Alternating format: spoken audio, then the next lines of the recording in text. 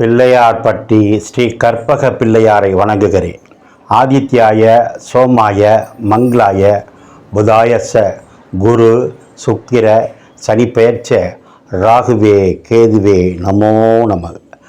நமது வாழ்க வளமுடன் யூடியூப் சேனல் நேயர்கள் அனைவருக்கும் உங்கள் அன்பு நண்பர் அஸ்ட்ரோ TS மோகன் ராவின் அன்பான வணக்கம், வாழ்த்துக்கள். இப்போ நாம் இந்த வீடியோவில் என்ன பார்க்க போகிறோம்னா, ராகு கேது பயிற்சி பலன்கள் 2025 அதுதான் நம்ம பார்க்க போகிறோம்.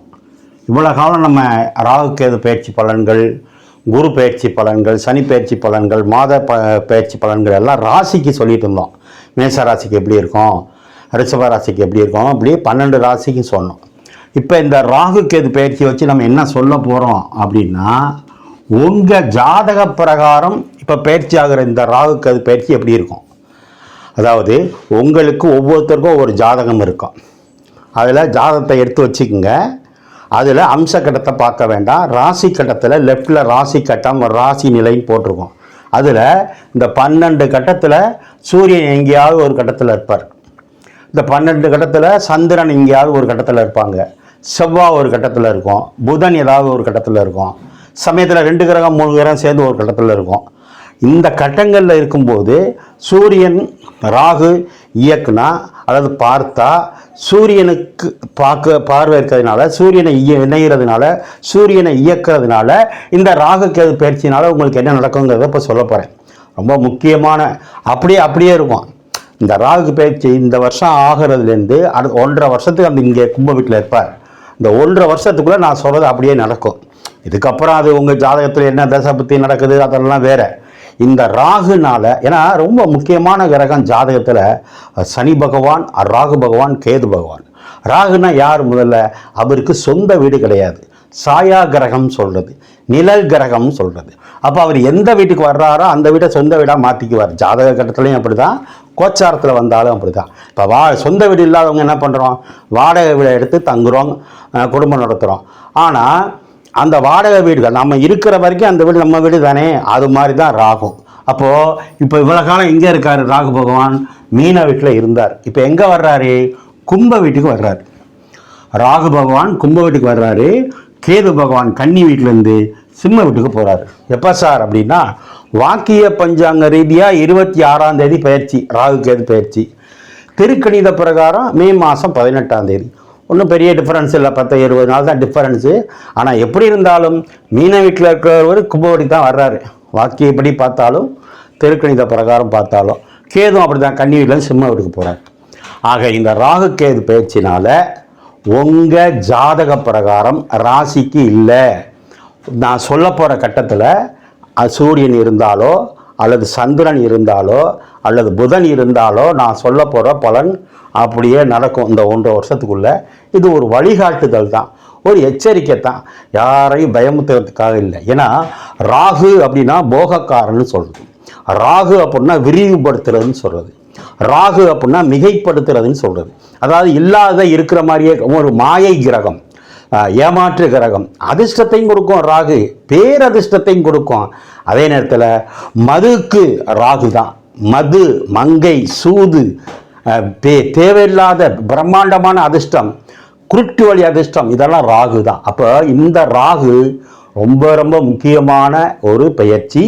அதுவும் உங்கள் ஜாதக ரீதியாக நான் சொன்ன மாதிரி, உதாரணமாக இப்போ உங்கள் ஜாதக கட்டத்தில் சூரியன் இங்கேயே இருக்காருன்னு வைங்க, கும்ப வீட்டில் இருக்கார், இல்லைன்னா சிம்ம வீட்டில் இருக்கார். ஒரு உதாரணத்துக்கு சொல்கிறேன். இந்த மாதிரி 9 கிரகத்துக்கும் பார்க்க போகிறோம் உங்கள் ஜாதக கட்டத்தில். அப்போ லக்ன ராசி சூரியன் இருக்கிற வீட்டுக்கு ராகு வரும்போது இந்த சூரியனால் என்ன நடக்கும்? சூரியன்னா யார்? அப்பா. சூரியன்னா அரசாங்கம். சூரியன்னா ஆள் மனசு. சூரியன்னா அதிர்ஷ்டம். அப்போ இந்த ராகுனால ப்ளஸ் என்ன மைனஸ் என்ன அப்படி தான் பார்க்க போகிறோம். அதுக்கு பதிலாக இப்போ சந்திரன் இருக்குது.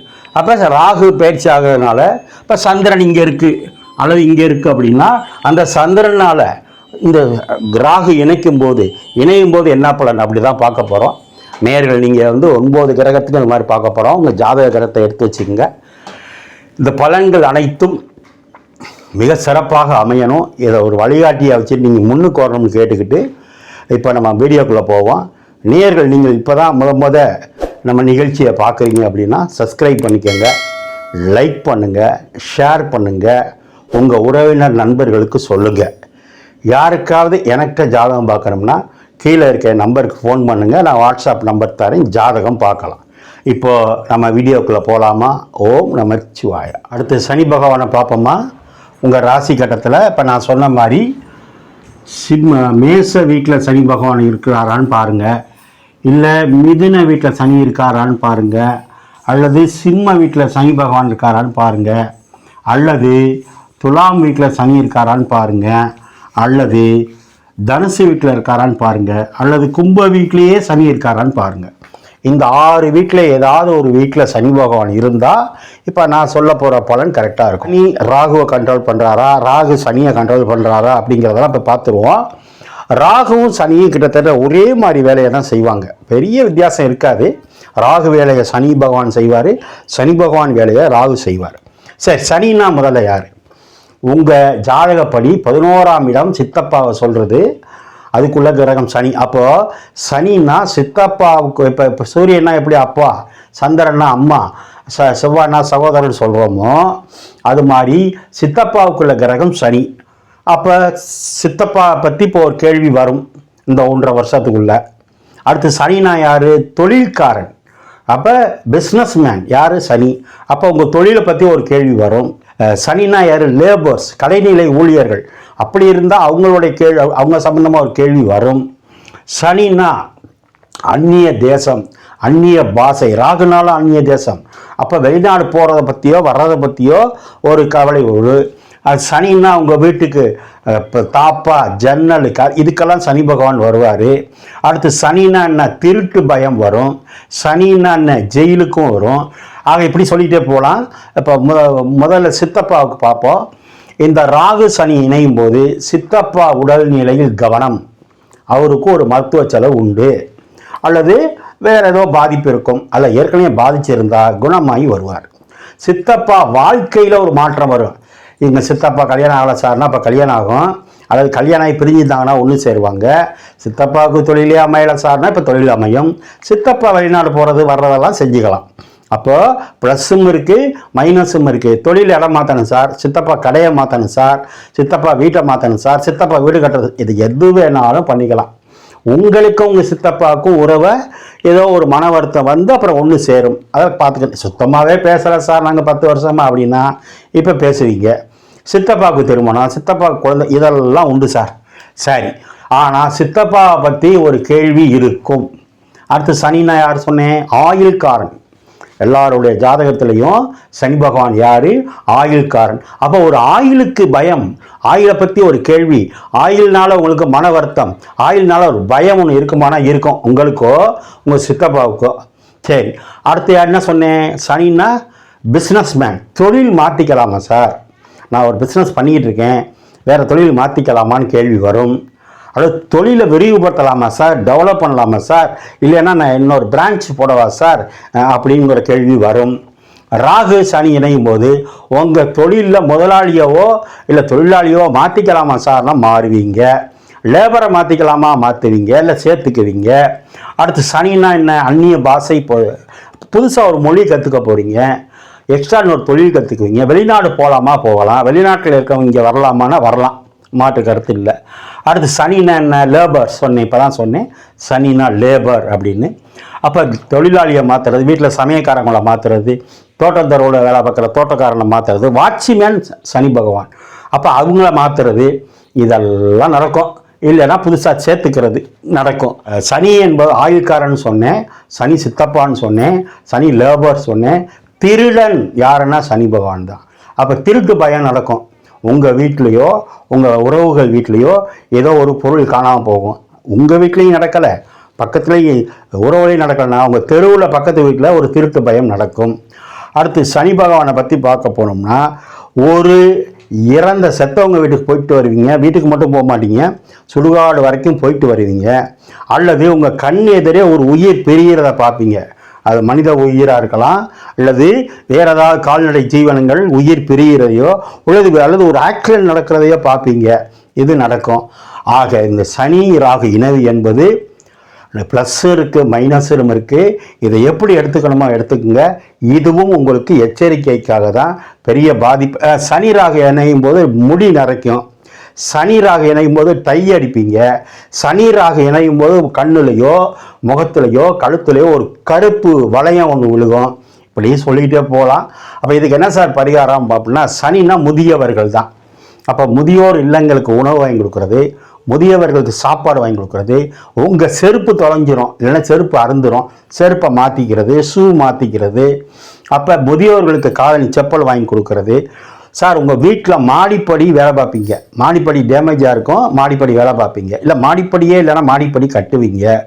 உங்கள் வீட்டில் ஏதாவது ஒரு பக்கம் கிராக் விழுகும், சீலிங்லேயோ சவுத்துலேயோ ஒரு கருப்பு கிராக் விழுகும். இப்படி சொல்லிக்கிட்டே போகலாம். எல்லாத்துக்கும் எச்சரிக்கை இருக்கிறதுக்கு அந்த பரிகாரம் நான் சொன்ன மாதிரி சனினா முதியவர்கள், திருநங்கைகள், ஹேண்டிகாப்டு, இவங்களுக்கெல்லாம் ஒரு சாப்பாடு வாங்கி கொடுக்குறது. ராகுன்னா போர்வை. அப்போ ரோட்டோரம் பிளாட்பாரத்தில் படுத்திருக்கிற ஏழைகளுக்கு போர்வை வாங்கி கொடுங்க, காலனி செப்பல் வாங்கி கொடுங்க, குடை சனி பகவான் ஆதிக்கம். அப்போ வயசானவங்களுக்கு குடை வாங்கி கொடுங்க.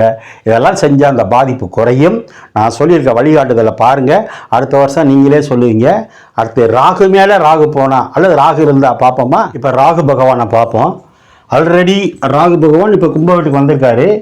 ஏற்கனவே இங்கே மேசத்தில் ராகு இருந்தாலோ, உங்கள் ஜாதகப்படி மிதுன வீட்டில் ராகு இருந்தாலோ, சிம்ம வீட்டில் ராகு இருந்தாலோ, துலாம் வீட்டில் ராகு இருந்தாலோ, தனுசு வீட்டில் ராகு இருந்தாலோ, அல்லது கும்பத்திலேயே ராகு இருக்காரு, இப்போ பயிற்சியாகி அங்கே தான் வர்றாரு. என்ன சார் செய்யும் அப்படின்னா, ராகு அப்படின்னா பேராசை. முதல் பாயிண்ட்.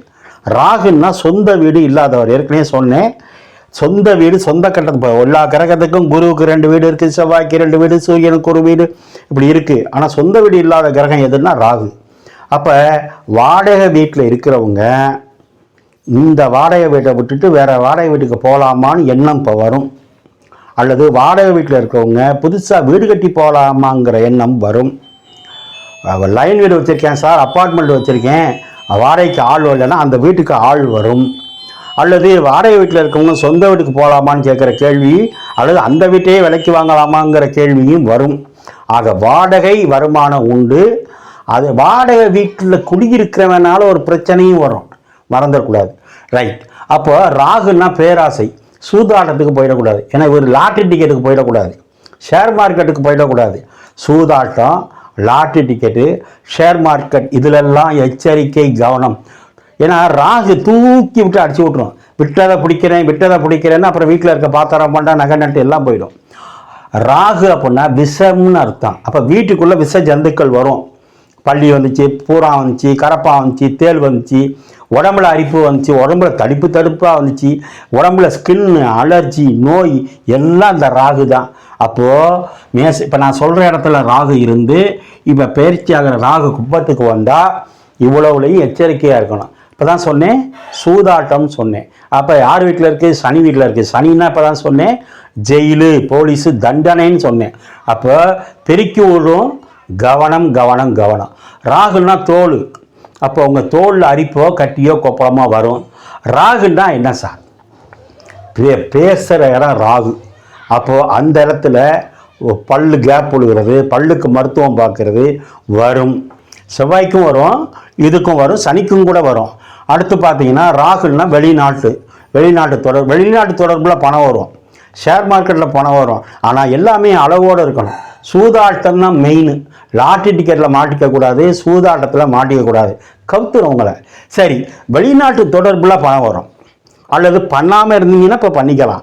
வெளிநாட்டு தொடர்பில் அல்லது இங்கே தயார் பண்ணுற பொருளை வெளியில் விற்று அதில் பணம் வர்றது, அதெல்லாம் பண்ணிக்கலாம். ஆக ராகு என்பது அந்நிய தேசம், அந்நிய பாஷை, அந்நிய மொழி, வேறு மாநிலம், வேறு மாவட்டத்தினால உங்களுக்கு லாபம் உண்டு, தொழில் ரீதியாக உண்டு, மற்ற விஷயங்களையும் உண்டு. ஒரு மாற்றத்தை இந்த ராகு கொடுத்துட்டு தான் நகரும். நான் சொன்ன மாதிரி உறுப்புகளில் கவனம் கவனம் கவனம். தோலில், குறிப்பாக தோலில் கவனமாக இருப்பது நல்லது. இந்த ராகு இந்த வீட்டில் போர்வையை மாற்றுவீங்க, ஸ்க்ரீன் டச், ஜன்னலுக்கு ஸ்க்ரீன் டச்சு போடுவீங்க, ஏற்கனவே இருந்ததை அழிச்சிட்டு புதுசாக போடுவீங்க, நிலக்கதவுக்கு ஸ்க்ரீன் மாற்றுவீங்க, உங்கள் ட்ரெஸ்ஸுலேயே ஒரு மாற்றம் வரும். ஏன்னா பாம்பு சட்டையை கழட்டி போடுமா, அப்போ புதுசாக ட்ரெஸ் எடுக்கிறது, இல்லை பழைய ட்ரெஸ்ஸை மாற்றி போடுறது, உங்கள் ட்ரெஸ்ஸை வேற யாரும் கொடுக்குறது, புதுசாக ட்ரெஸ்ஸு ஆடை கலாச்சாரம் மாறும். சார் இது வரைக்கும் நான் வந்து வேட்டியே கட்டினதில்லை சார், நான் இப்போ வேட்டி கட்ட ஆரம்பிப்பீங்க சார், நான் ஃபேண்ட்டே போட்டதெல்லாம் போடுவீங்க, பெண்கள் அந்த நைட்டி பாவாடை இதெல்லாம் இருக்குது. ஆடை கலாச்சாரம் மாறும். ஆக இந்த ராகு இவ்வளோ வேலையும் செய்வார். இதில் நல்லதும் இருக்குது ப்ளஸ்ஸும் இருக்குது. ராகு போகக்காரன்னு சொல்லியிருக்கேன். உங்கள் ஜாதகத்தில் எங்கே இருக்குன்னு பார்த்துக்கணும். இந்த மாதிரி இடங்கள்ல இருந்து அது லக்னம் என்ன ராசி என்ன அது நிறையா இருக்குது. சரி, அடுத்து நம்ம கேதுவை பார்ப்போமா, கேது பகவானை பார்ப்போம். இப்போ ஏற்கனவே கேது உங்களுக்கு மேசத்தில் இருந்தாலோ, அல்லது கேது பகவான் மிதுனத்தில் இருந்தாலோ, அல்லது கேது பகவான் சிம்மத்தில் இருந்தாலோ, அல்லது கேது பகவான் துலாத்தில் இருந்தாலோ, அல்லது தனுசில் இருந்தாலோ, அல்லது கேது பகவான் கும்பத்திலே இருந்தால் என்ன பலன்? சர்ப்பம் சொல்கிறது யாருன்னா ராகு கேது தான். ராகுன்னா தலைன்னு சொல்லுவான், கேதுன்னா வாலுன்னு சொல்லுவான். அப்போ ராகு மேலே போனால் என்னங்கிறத பார்த்தோம். இப்போ ராகு மேலே ஏற்கனவே இருக்கிற கேது மேலே ராகு வந்தாலோ, அல்லது இந்த திரிகோணங்களில் கேது இருந்து ராகு கண்ட்ரோல் பண்ணாலோ என்ன நடக்கும்? முதல்ல கேது அப்படின்னா ஒரு ஆன்மீக கிரகம், பக்தி மார்க்கம்னு அர்த்தம். கேதுன்னா பக்தி மார்க்கம், கேதுன்னா பக்தி மார்க்கம், ஞானக்காரன் கேதுன்னு சொல்கிறது. அப்போது இப்போ நீங்கள் என்ன பண்ண போகிறீங்க, இந்த இடத்துல ராகு கேது இருக்கிறவங்க புதுசாக ஒரு பக்தி லைனையோ ஆன்மீக லைனையோ தேட போகிறீங்க, அல்லது அதில் முழு மூச்சாக இறங்குவீங்க. மந்திரங்கள் சொல்கிறது, வேதங்கள் சொல்கிறது நடக்கும். சித்தர்கள் வழிபாடு செய்வீங்க, பெரிய மனிதர்களுடைய தொடர்பு கிடைக்கும், கோவில் திருப்பணிகளில் இறங்குவீங்க, இல்லை அதில் தலைமை பொறுப்பு கிடைக்கும். சிலர் மொட்டை அடிக்க போவீங்க, கோயிலில் போய் மொட்டை அடிக்க போவீங்க, சிலர் காது குத்துக்கு போவீங்க, நீங்கள் போகணுன்னா உங்கள் உறவினர் வீட்டுக்கு போவீங்க, நீங்கள் போகணுன்னா மொட்டை அடிக்கிறது. அதே மாதிரி இந்த இப்போ ஸ்டைலாக காதில் கடுக்கன் போடுறாங்க பாருங்கள், நீங்கள் போடுவீங்க, இல்லைனா உங்கள் உறவுலையோ பக்கத்துலேயோ யாரோ போடுவாங்க. கேதுன்னா ஞானம்னு சொன்னேன். அப்போ ஆன்மீக விஷயங்கள் அத்தனையும் நல்லதும் நடக்கும், பாதகம் நடக்கும், கோவில் கும்பாபிஷேகம் நடக்கும். கேது அப்படின்னா தலை இல்லாத கிரகம். அப்போ தலைவலி வர்றது, தலை குத்துறது, கண்ணில் நீர் வலிகிறது, இதெல்லாம் நடக்கும். கேதுன்னா காது கழுத்து பகுதியை சொல்கிறது. அப்போ காதில் சீ வர்றது, அதில் கழுத்து வலி, பெல்ட்டு போடுறது, அதை கழுத்துக்காக மருத்துவம் பார்க்குறது, தொண்டைக்கு பார்க்குறது, இஎன்டி ப்ராப்ளம் வரும். அது ஏற்கனவே இருந்தால் அது குணமாகும். காதில் குச்சை விட்டு நோண்டுறது, அதில் அடைச்சிக்கிடிச்சு ஆரம்பிச்சுறது, டாக்டர்கிட்ட போய் க்ளீன் பண்ணுறது, இந்த பிரச்சனை வராமல் பார்த்துக்கணும். கேள்வி ஞானம் உண்டு எப்போதுமே. காது கேள்வி ரெண்டும் ஒன்று. அப்போ புதுசாக ஏதோ ஒன்று கற்றுக்க போகிறீங்கன்னு அர்த்தம், புதுசாக இன்னும் தேட போகிறீங்கன்னு அர்த்தம். காது குத்துறது அல்லது காது குத்துற நிகழ்ச்சியை பார்க்கறது, மொட்டை அடிக்கிறது அல்லது மொட்டை அடிக்கிற நிகழ்ச்சியை பார்க்க. திடீர்னு பார்த்தீங்கன்னா தாடி வளர்த்துக்கிட்டு இருப்பார், என்னடான்னா இங்கே கேது இந்த தொடர்பு இருக்கும். அல்லது ரொம்ப நாளாக தாடி வச்சிருப்பார், திடீர்னு ஒரு நாள் போய் இழுத்துட்டு வந்துடுவார். சேவிங் பொருட்களை மாற்றுறது கேது தான். உங்கள் சலூன் கடையை மாறும், மறந்துடாதீங்க, உங்கள் சலூன் கடை மாறும், சேவிங் பொருள் மாறும். இதெல்லாம் சின்ன சின்ன விஷயம்தான், ஆனால் நடக்கும். ஆக இந்த கேது ராகு இணைவு இவ்வளோ வேலையும் செய்யும். ஆனால் ஒரு வேண்டுதல், ஏதோ ஒரு தெய்வத்துக்கு வேண்டுதல் வச்சு செய்யாமல் இருந்தால் இப்போ போய் அந்த வேண்டுதலை நிறைவேற்றிருங்க, செஞ்சிருவீங்க. அல்லது புதுசாக ஒரு வேண்டுதல் வைப்பீங்க, இதுவும் கேது தான். நான் சொன்ன மாதிரி ஆன்மீகத்தில் இறங்கணும், சித்தர் வழிபாடு பண்ணணும், மகான்கள் தரிசனம் பார்க்குறது. இப்போ ரமணரிஷி, சேஷாத்ரி சுவாமிகள், இந்த மாதிரி மடங்களுக்கு போயிட்டு வர்றது, அந்த மாதிரி மடங்களில் புதிய பாடங்களை கல்விகளை கற்றுக்கிறது, இதெல்லாம் இந்த ராகு கேது இறைவர்கள் நடக்கும். பெரிய பாதிப்பு வந்துடாது. கேதுவுக்கும் கோவில் கும்பாபிஷேகங்கள்லாம் நடக்கும். கேது அப்படின்னா அம்மா வழி உறவு. ஆக அவங்க தாய் வழி உறவில் ஒரு மாற்றம், நல்ல மாற்றமும் இருக்குது, மைனஸும் இருக்குது. அடுத்து இந்த வீடியோவில் நான் இப்போ 9 கிரகத்தையும் போட்டு சுருக்கமாக தான் சொல்லியிருக்கேன். ஏன்னா ஒவ்வொரு கிரகத்துக்கும் பேசணும்னா குறைஞ்சது 1 மணி நேரம் பேசலாம். 1 மணி நேரம் பேசினா 9 கிரகத்துக்கு 9 மணி நேரம் ஆகும். நீங்கள் பார்ப்பீங்களா? பார்க்க மாட்டீங்க. ஆக நான் சுருக்கமாக தான் சொல்லியிருக்கேன், அதுக்கு சின்ன சின்ன பரிகாரமும் சொல்லியிருக்கேன். உங்களுக்கு ஏதாவது சந்தேகம்னா எனக்கு ஃபோன் பண்ணி கேளுங்க. எனக்கிட்ட ஜாதகம் பார்க்க விருப்பம் இருந்தால் கீழே இருக்க நம்பருக்கு ஃபோன் பண்ணுங்கள். பெரும்பாலும் இந்த 1.5 வருஷத்துக்கு இது நான் சொன்னதில் பெரிய உங்கள் வயசுக்கு தகுந்த மாதிரி எடுத்துக்கணும். 5 வயசு பிள்ளைக்கும் 50 வயசு பிள்ளைக்கும் ஒரே மாதிரி இருக்கக்கூடாது. உங்களுக்கு இல்லைன்னா உங்கள் பிள்ளைங்களுக்கு, உங்களுக்கு இல்லைன்னா உங்கள் மனைவிக்கு, உங்கள் குடும்பத்தில் இல்லை, உங்கள் குடும்பத்திலே இல்லைன்னா பக்கத்து வீட்டில் ஏதாவது ஒரு சிம்டேஷன் இருக்கும். பிடிச்சிருக்கும் உங்களுக்கு, லைக் பண்ணுங்கள், ஷேர் பண்ணுங்கள். விருப்பம் இருந்தால் கீழே நம்பருக்கு ஃபோன் பண்ணி ஜாதகத்தை பாருங்கள். விரைவில் அடுத்த வீடியோ வரும். சந்திப்போம். ஓம் நமச்சிவாய.